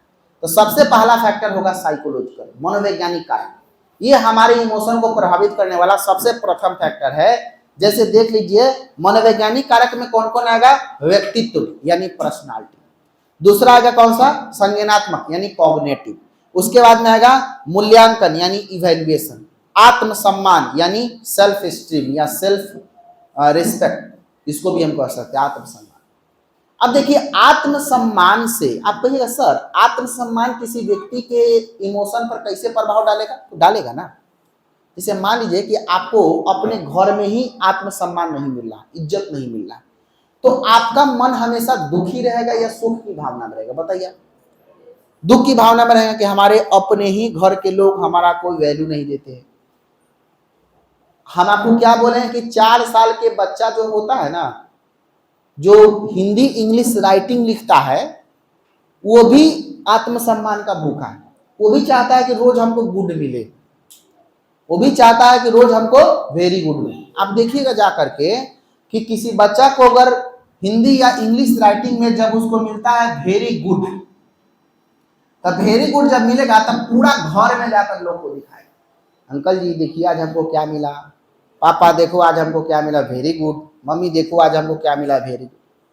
क्या उसको आत्मसम्मान चाहिए, मतलब तब हम लोग कहते हैं वाह बेटा वाह बेटा, तो क्या मिला उसको, सम्मान मिला, इज्जत मिला, गए चलो। 4 साल का बच्चा है, सोचिए, पापा देखो आज हमको क्या मिला, वेरी गुड मिला, फिर पापा बोले अरे वाह बेटा वाह मेरे सी, तो क्या हुआ इससे, उसमें सकारात्मक इमोशन आ रहा है और उसको आत्मसम्मान मिला वाह बेटा कहने से। लेकिन जिस दिन उसके राइटिंग को इसे काट दिया जाएगा और उसके बाद में लिखा जाएगा वेरी बैड, तब वो जाकर सब लोग को दिखाएगा कि मम्मी देखो कितना अच्छा काटा गया है, पापा देखिए कितना बढ़िया सर्दी काटे हैं, दिखाएगा आपको? नहीं, पानी में फाड़ के फेंक देगा, क्या कि उसको देखना वो पसंद नहीं। सोचिए 4 साल के बच्चा में यह भावना आता है कि जहां पर उसको आत्मसम्मान नहीं मिल रहा हो, जहां पर उसको सुख की भावना उदासीनता में प्रकट कर रहा हो, तो स्वाभाविक सी बात है वो बच्चा चाहता है कि हमको सेल्फ। अच्छा एक और बात है, जब उसको वेरी गुड मिला आपको दिखाने जब गया है ना, तो दिखाने काहे गया पता है तुमको? वो दिखाने इसलिए गया है कि तुमसे शाबाशी लेना चाहता है, समझ में आ रहा है ना? अब जैसे वेरी गुड उसके नोट्स में मिला है ना, तो आपको दिखा रहे कि पापा देखो आज हमको क्या मिला, वेरी गुड मिला, पापा इसे देख के हमारा ठीक है जाओ, दुखी हो जाएगा। उसके बाद में क्या होगा कि कल होकर के एक्सीलेंट भी मिलेगा तो पापा को दिखाएगा नहीं, बोलेगा ठीक आदमी नहीं है, उसके दिमाग में ही बात आएगा। लेकिन वो वेरी गुड वाला चैप्टर दिखाने क्यों गया? क्योंकि भाई साहब वो शाबाशी लेना चाह रहा है, वो शाबाशी मतलब पापा से इस बात का वो एक्सपेक्टेशन कर रहा है या कर रही है कि जब हम वेरी गुड दिखाएंगे तो हमारे पापा कहेंगे वाह बेटा, यही चीज तो सुनना चाह रहा है। इसी को बोलते हैं सम्मान, इसी को बोलते हैं आत्मसम्मान। Is it clear? समझ में आया? तो कहने का मतलब ये हुआ कि साइकोलॉजिकल तो प्रभावित करेगा ही करेगा। दूसरा होता है सामाजिक पर्यावरण, जो हमारा सोशल इन्वायरमेंट है वो भी प्रभावित करेगा हमारे इमोशन को। अब सोशल इन्वायरमेंट हमारे इमोशन को कैसे प्रभावित करेगा, इस चीज को समझने का प्रयास कीजिएगा। सामाजिक समर्थन यानी सोशल सपोर्ट, सांस्कृतिक मानदंड, पर्यावरणीय तनाव मतलब इन्वायरमेंटल स्ट्रेस। अब समझिएगा सामाजिक कारक एक ऐसा कारक है जो आपके सीखने को भी प्रभावित करता है और आपके इमोशन को भी प्रभावित करता है। एक एग्जांपल ले लेते हैं सबसे अच्छा, सामाजिक कारक कैसे आपके इमोशन को प्रभावित करेगा, एक एग्जांपल ले लेते हैं। जैसे मान लीजिए कि आपने बहुत मेहनत करके बीपीएससी निकाला, बीपीएससी निकालने के बाद में आप प्रखंड विकास पदाधिकारी बन गए, वीडियो बन गया, तो समाज से तो आप यही एक्सपेक्टेशन कर रहे हैं ना कि समाज के लोगों को जब यह बात पता चलेगा तो समाज के लोग कहेंगे कि वाह वाह बहुत अच्छा, खूब मेहनत किए थे, हम जान रहे थे कि आप वीडियो बनेगा, बड़ा मेहनत किया था बच्चा। वो व्यक्ति यही एक्सपेक्टेशन कर रहा है ना। आपकी नौकरी होती है, आप कहीं पर यह बात बोलते हैं कि फलाना चीज में फलाना डिपार्टमेंट में हमारा नौकरी हो गया, तो सामने वाला व्यक्ति को जब ये बात कहते हैं तो आप उससे क्या एक्सपेक्टेशन रखते हैं कि जब सुनेगा तो कहेगा कि बहुत अच्छा, यही ना एक्सपेक्टेशन। लेकिन आप सुनाए उसको कि हाँ हमने ये काम किया, 400 सीट था जिसमें हमारा तीसरा स्थान आएगा, आप ये भी बात कर रहे हैं, और सामने वाला व्यक्ति सुना, बोला कि अच्छा तीसरा स्थान है, तो कौन बार का बात है? अब बताइए वह व्यक्ति क्या बोला, कौन बड़ी बात है? हाँ मौसा के फूफा के बेटा तो दूसरा का स्थान लेके आया। अब यह बात आपको जब बोलेगा तो आप बताइए आप प्रभावित हो रहे हैं कि नहीं हो रहे? ये सामाजिक कारक ही है ना, ये सोशल फैक्टर ही है ना जो तुम्हारे इमोशन पे क्या डाला है, प्रभाव डाला। इन्वायरमेंटल स्ट्रेस, पर्यावरणीय कारक, पर्यावरणीय तनाव। जैसे मान लो कि जहां पर तुम्हारा घर है उस घर के अगल बगल में हमेशा चिक चाक होते रहता है, हमेशा झगड़ा झुगड़ी लातम जुतम होते रहता है, तुम्हारी इमोशन को प्रभावित करेगा कि नहीं करेगा? करेगा ना। तुम्हारे घर में ही सोच लो ना, तुम घर में पढ़ाई कर रहे हो और घर में रोज झगड़ा चल रहा है, रोज, बताइए आपका इमोशन प्रभावित होगा कि नहीं होगा? तो सामाजिक कारक भी हमारे इमोशन को क्या करता है, प्रभावित करता है। पर्यावरणीय तनाव यानी environmental stress. Is it clear?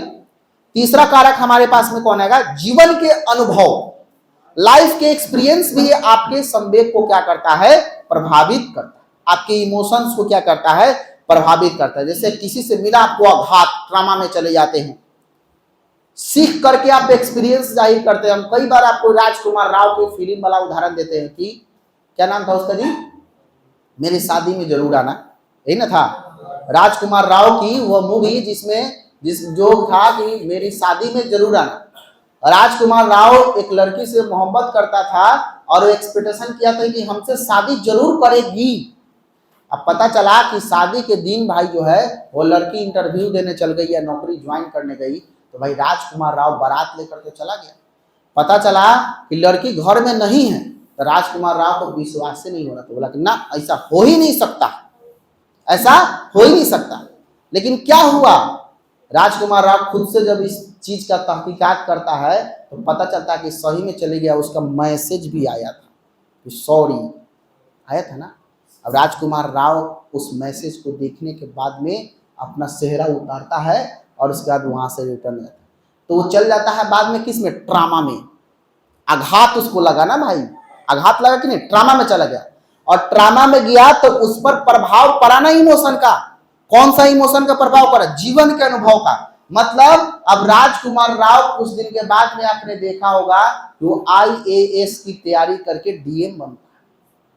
और जीवन के अनुभव से यह सीखता है कि प्यार करना गुनाह है। वो अपना अनुभव दिया अपने जीवन से कि जिस लड़की पर हम इतना ज्यादा विश्वास करते थे वो हमारे साथ वो विश्वासघाती की है। इसका मतलब राजकुमार राव ने उसमें सीखा कि विश्वास हमको नहीं करना चाहिए।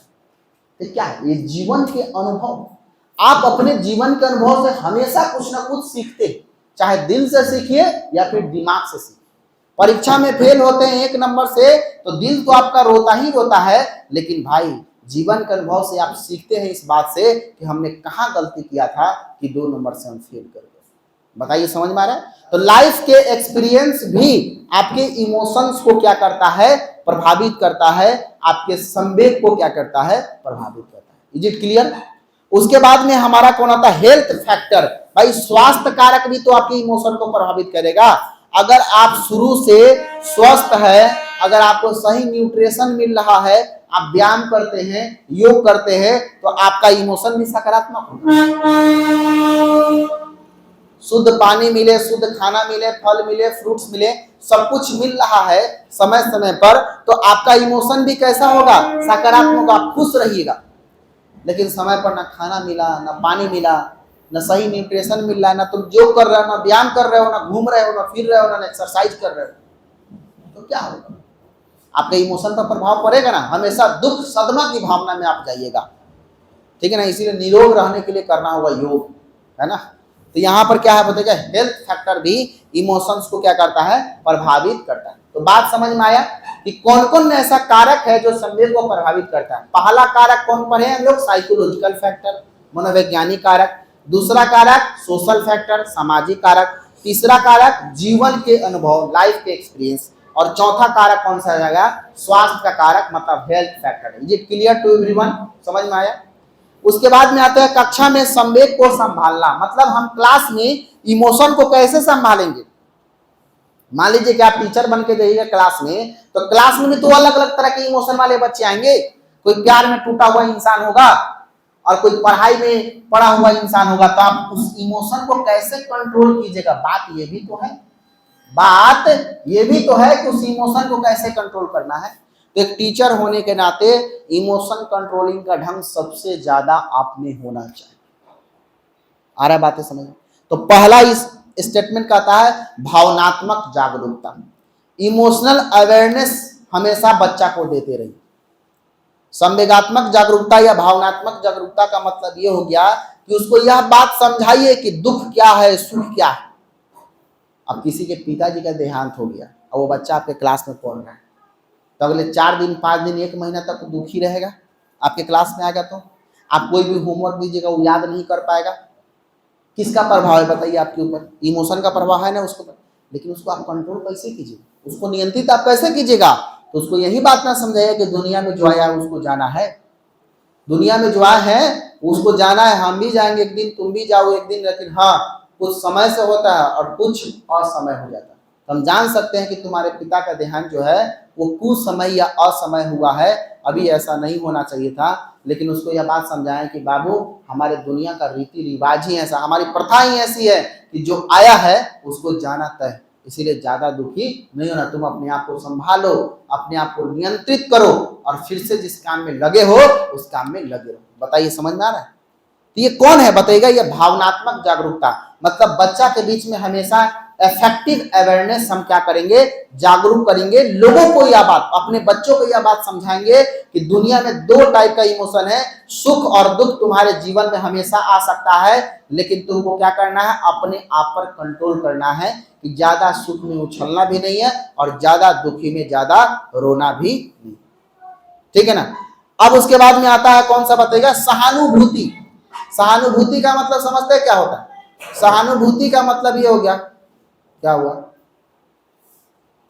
सहानुभूति का मतलब ये होता है कि अगर कोई व्यक्ति बहुत ज्यादा दुखी है तो सबसे ज्यादा जरूरी किसका होता है? किसी व्यक्ति के सहारा का होता है। अगर आपके दोस्त जो है ना बहुत ज्यादा दुखी है तो सवाल स्वाभाविक सी बात है कि सबसे ज्यादा उसको जरूरत किसका है? सहानुभूति। तो भाई कोई बात नहीं, हम है ना। अब इसे मान लो कि अगर उसकी माता का देहांत हो गया तो उस समय क्या चाहिए उसको? सबसे आसान, कोई दिक्कत नहीं दोस्त, तुम घबरा का है, रो का है, रोना मत, हमारी मम्मी है ना, हमारी मम्मी भी तुम्हारी मम्मी के बराबर, दिक्कत नहीं है, हमारी माँ तुम्हारी माँ ही है, इसीलिए ज्यादा घबराने की जरूरत नहीं है। हमारे पापा है ना, हमारी मम्मी है ना, समझो तुम, हमारे पापा और हमारी मम्मी तुम्हारे पापा तुम्हारी मम्मी, इसीलिए ज्यादा घबराना। ये क्या है? सहानुभूति। तो बच्चा को हम क्या करेंगे? सहानुभूति। जैसे मान लीजिए किसी बच्चा के पिताजी का देहांत हो गया आपके क्लास में, अब आपके क्लास में किसी बच्चा के पिताजी का देहांत हो गया है और बच्चा निराश तो रहेगा ना, लेकिन उसको क्या करना? सहानुभूति देना। कोई बात नहीं बेटा, हम है ना, अरे जीवन में कभी परेशानी आएगा तो हमको कहना है, टेंशन लेने की जरूरत नहीं है, तुम्हारे शिक्षक तुम्हारे साथ है, जिस मोड़ पर कोई नहीं रहेगा वहां पर हम तुम्हारे साथ रहेंगे, घबराने की कोई जरूरत नहीं। ये क्या है? सहानुभूति होगी। तो सहानुभूति देंगे तो इमोशन कंट्रोल होगा थोड़ा सा। अब किसी के पिताजी का देहांत हो गया है और उसमें भी आप यह बात कहिए कि जा तुम्हारे पिताजी तो चले गए इस दुनिया से, तुम्हारा क्या होगा बताइए, और रोना चालू कर देगा वो, करे कि नहीं करे बताइए ना। लेकिन लोग क्या करते हैं? वही ना कहते हैं अरे कोई दिक्कत नहीं, क्या हो जाएगा, हमारे मम्मी पापा है ना, हमारे माँ बाप तुम्हारे माँ बाप, आज से हमारे पापा हमारी मम्मी तुम्हारी माँ बाप तुम्हारे मम्मी, कहते हैं ना। ठीक है, सहानुभूति। तो बच्चा को भी क्या करना? क्लास में भी बच्चा को सहानुभूति देना है। बच्चा चाहे जिस भी दुख में हो, पीड़ा में, एक टीचर होने के नाते आपका कर्तव्य, आपकी नैतिकता क्या है? ये कहना कि बेटा हम है ना, घबराने की जरूरत नहीं, ये चीज।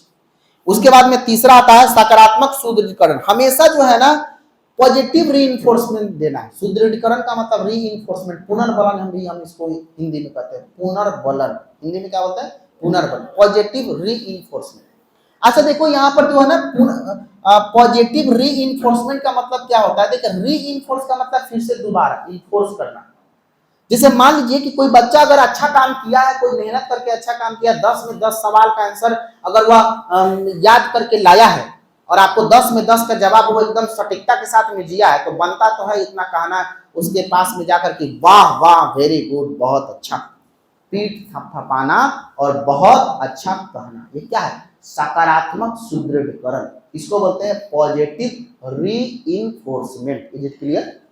और एक होता है नकारात्मक, कितना अच्छा काम किया फिर भी एक कहना कि कौन बार का काम कर दिया, तो क्या होगा? इससे नकारात्मक रीइंफोर्समेंट। अब एक छोटा बच्चा आपसे सबसे ज्यादा आत्मसम्मान का जो है ना वो क्या करता है बताएगा? अब देखिए एक छोटा बच्चा सपोज दैट कि एक जो है ना आम का पिक्चर बना के लाया, सपोज दैट इस तरह का, और आम का पिक्चर बना के लाया, यहाँ पर लिखा आम। बहुत मेहनत किया था, 2 घंटा इसको लगा इसको बनाने में, और बच्चा आकर के अपने पिताजी को दिखाता है कि पापा ये देखो आम बना है, कैसा है? और पापा देखे, अरे मूर्खा कहाँ से तुमको आम दिख रहा है, ये आम है, जाओ फिर दूसरा बनाओ। तो एक बात जान लीजिए कि दोबारा वो ट्राई करेगा जब ऐसा बात बोलिएगा तो नहीं ट्राई करेगा। आम भले केला दिख रहा हो, लेकिन वो बच्चा कह रहा है कि आम बना है, कैसा है, तो आपको यह बात कहना कि वाह वाह वेरी गुड, अरे वाह क्या बात क्या बात क्या बात। तो 2 घंटा के अंदर में हो सकता है कि संतरा बना के लाएगा, बोलो ना, और अगले 3 घंटा के अंदर में हो सकता है कि केला बना कर लाएगा। लेकिन पहले ही कह दिया कि अरे कहाँ से तुमको आम दिख रहा है, चित्रकारी करने आता है नहीं, चल दिया पेंटिंग कर, तो क्या होगा?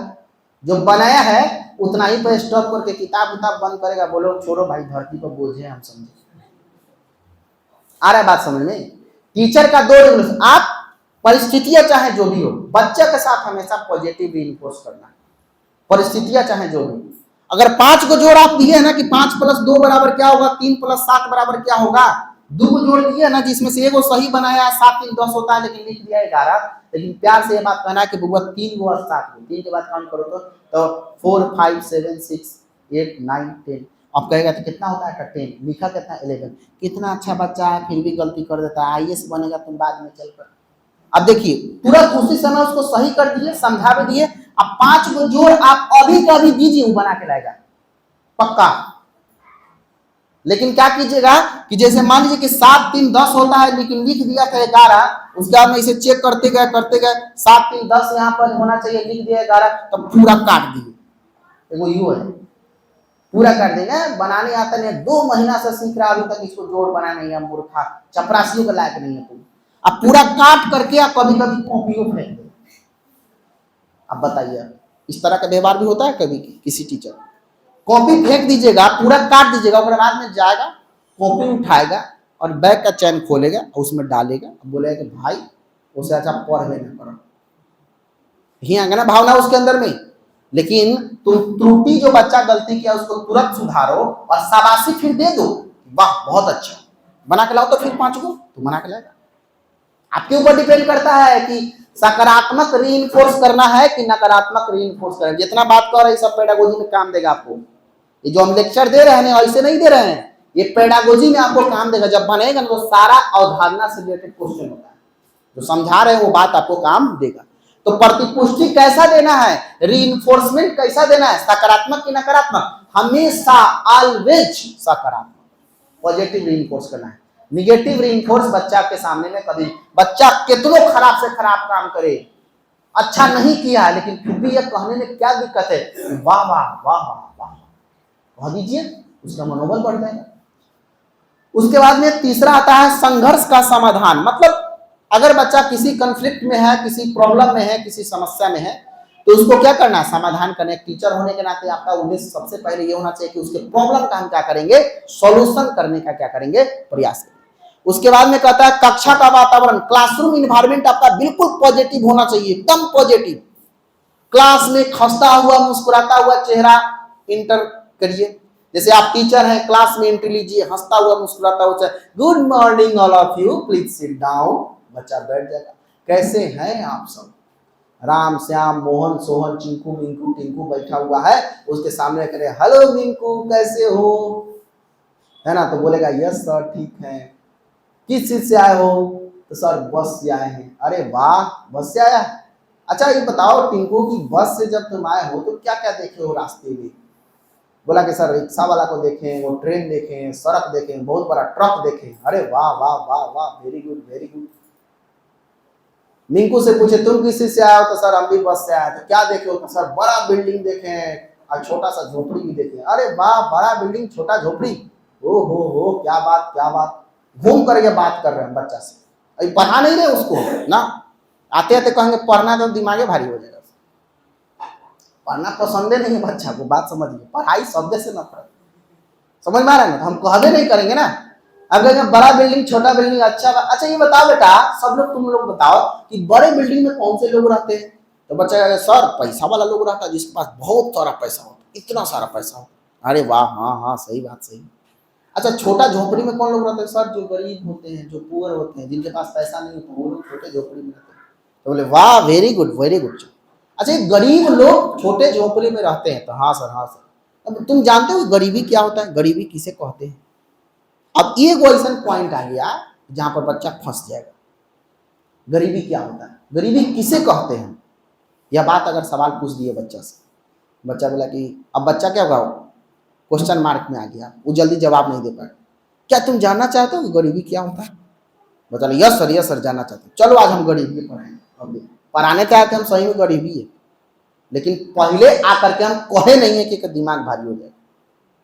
लेकिन जो पढ़ाना है ना उसी के मुंह से निकलवा दीजिए, तब देखिए इंटरेस्टेड क्लास हो जाएगा। आप सीधे बोर्ड पढ़ेगा हेलो एवरीवन चलो सिट डाउन, हाँ आज हम लोग पढ़ेंगे गरीबी को, दिमाग भारी हो गया उसका, वाह मास्टर फिर पढ़ाई नहीं समझे, समझ में आ रहा है बात? लेकिन जो पढ़ाना है उसके मुंह से निकलवा कर देखिए ना, तब देखिए पढ़ा करके। कहते जानते हो पौधा खाना कैसे बनाता है? तो नहीं सर उसके पास गैस चूल्हा कहाँ होता है, तो सब्जी कैसे लेने जाएगा? सब्जी खरीदते हुए तो हम कभी देखे नहीं, नहीं पौधा खाना बनाता है। सर कैसे बनाता है, तो जानना चाहते हो? यस सर, चलो आज बताते हैं कि पौधा खाना कैसे बनाता है। अब पढ़ाएंगे हम प्रकाश संश्लेषण, पढ़ाएंगे क्या? प्रकाश संश्लेषण, लेकिन उसके दिमाग में क्या डालेंगे कि पौधा खाना कैसे बनाता है, इस चीज को दिखाएंगे। तो इंटरेस्टेड हो गया, भाई रुक रुक देखना है कि पौधा सब्जी लेने कैसे जाता होगा।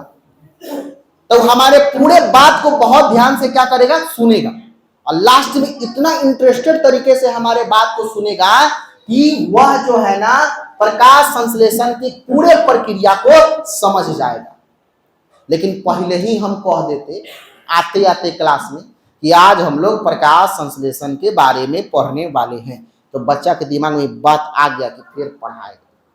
पढ़ना तो उसको पसंद है, उसको प्रकाश संश्लेषण शब्द के बारे में यह पढ़ना सुनना पसंद नहीं कि प्रकाश संश्लेषण कहते किसे, लेकिन यह जानना इंटरेस्टेड है उसके लिए कि पौधा खाना कैसे बनाता है। समझ में आ रहा? दोनों टर्म समझिए। पढ़ाएंगे तो हम प्रकाश संश्लेषण, लेकिन हमारा जो वे है, जो हमारा तरीका है, वो बच्चा को खुश करके पढ़ाने का होना चाहिए। एक हंसता हुआ मुस्कुराता हुआ चेहरा क्लास में इंटर कीजिए और अभिवादन स्वीकार कीजिए बच्चों का। Good morning all of you, please sit down.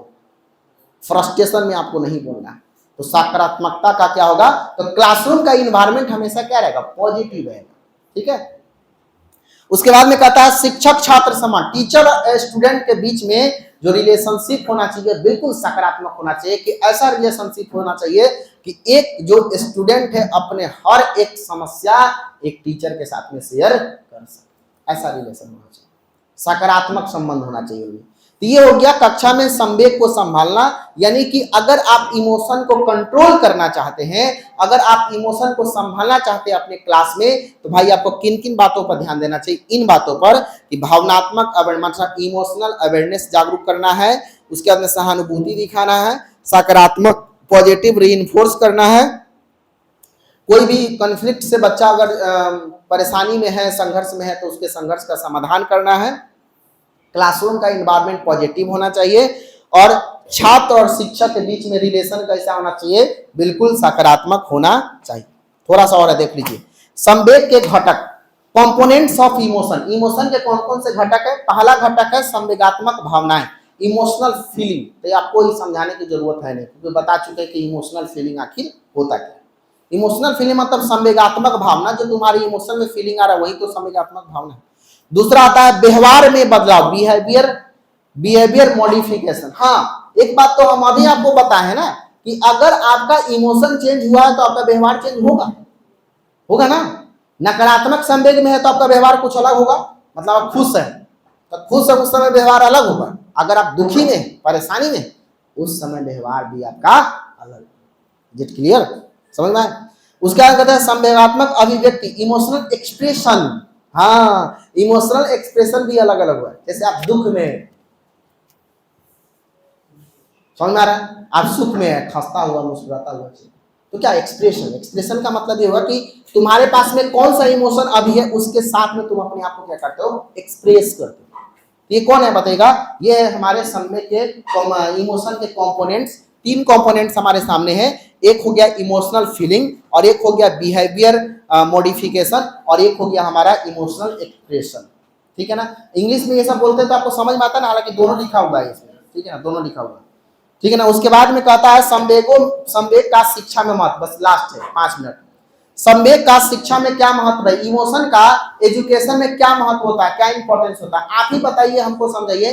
क्या इमोशन का इंपॉर्टेंस शिक्षा में है कि नहीं है भाई?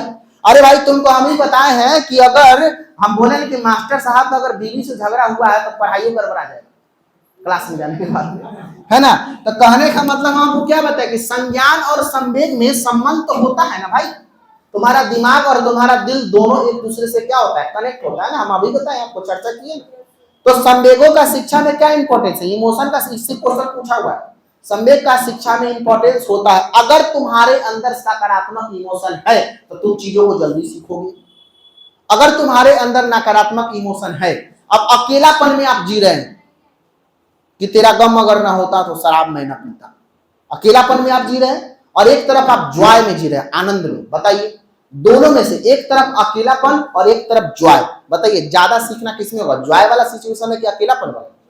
जॉय होगा। आया समझ में?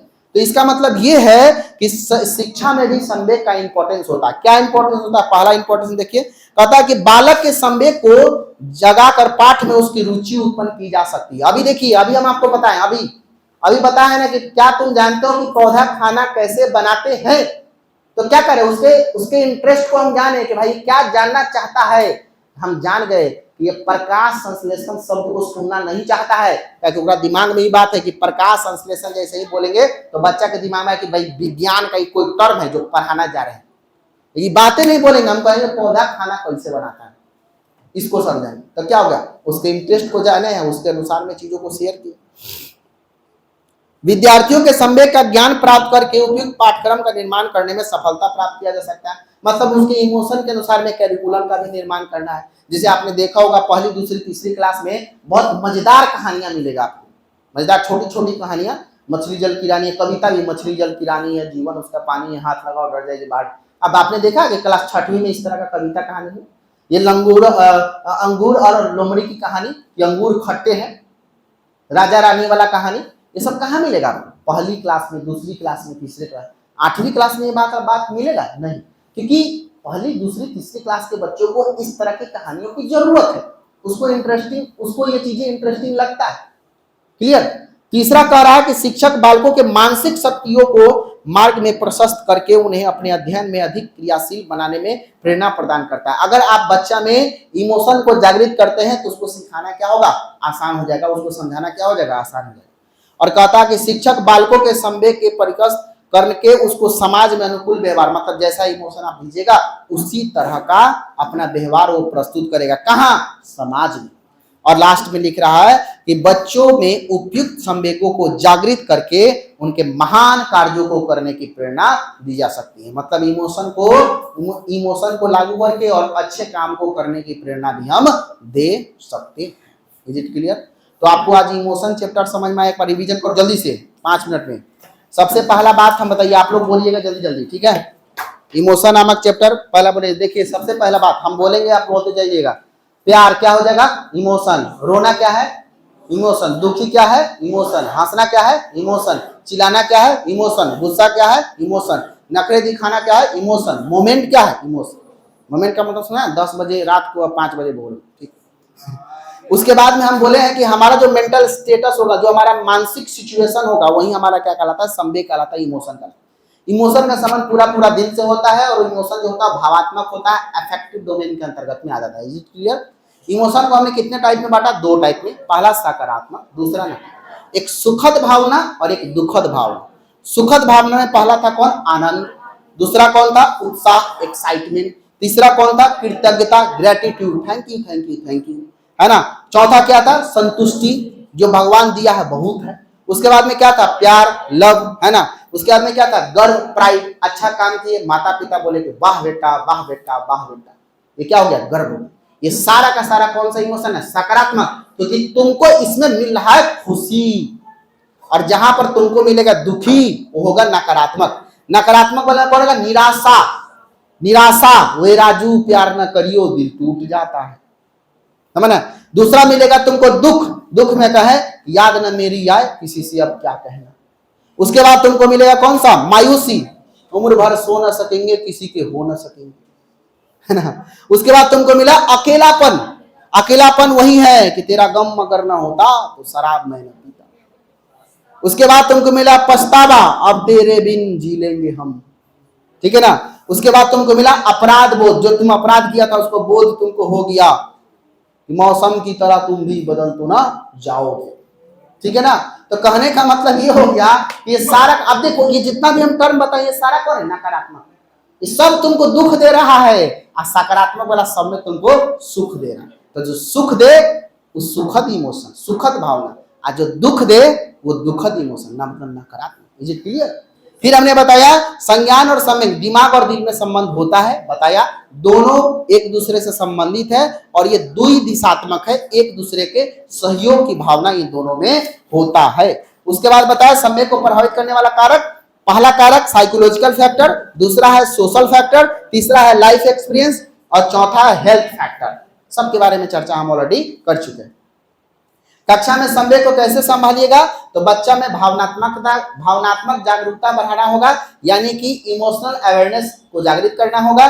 फिर उसके बाद में सहानुभूति बच्चा में दिखाते रहिए, सकारात्मक पॉजिटिव रीइंफोर्स देना है, नकारात्मक शब्द कभी बच्चा के सामने इस्तेमाल नहीं करना है। संघर्ष का समाधान करना है, जो प्रॉब्लम है उसका सॉल्यूशन एक टीचर होने के नाते आपको करना चाहिए। कक्षा का वातावरण बिल्कुल पॉजिटिव होना चाहिए और शिक्षक और छात्र के बीच में रिलेशन बिल्कुल सकारात्मक होना चाहिए। संवेग के घटक कंपोनेंट्स ऑफ इमोशन, पहला घटक क्या था, संवेगात्मक, दूसरा कौन था, व्यवहारात्मक, और तीसरा कौन था, संवेगात्मक अभिव्यक्ति। बोलो क्लियर, कहाँ टेंशन हुआ तुमको समझ में, बताओ।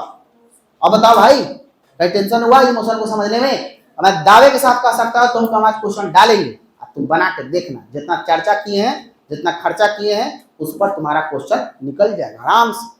जो नया बच्चा भी होगा वो हमारे नंबर पर मैसेज कर दीजिएगा, 95-252-10-342, आपको क्वेश्चन मिल जाएगा शाम को। 95-252-10-342 है ना, सब बोर्ड पर भी नंबर लिखा हुआ है। तो इस नंबर पर आप मैसेज करके आप सीधे आप हेलो सर, हाय सर नहीं कीजिएगा, अपना नाम लिखिएगा कि मेरा नाम फलाना है और मैं 7 से 9 बैच में पढ़ता हूँ, सीटेट बैच। हम आपको एक ग्रुप में ऐड कर देंगे और उसी ग्रुप में आज के इमोशन नामक चैप्टर का क्वेश्चन जाएगा। तो आप लोग बना कर देखिएगा कि बन रहा है।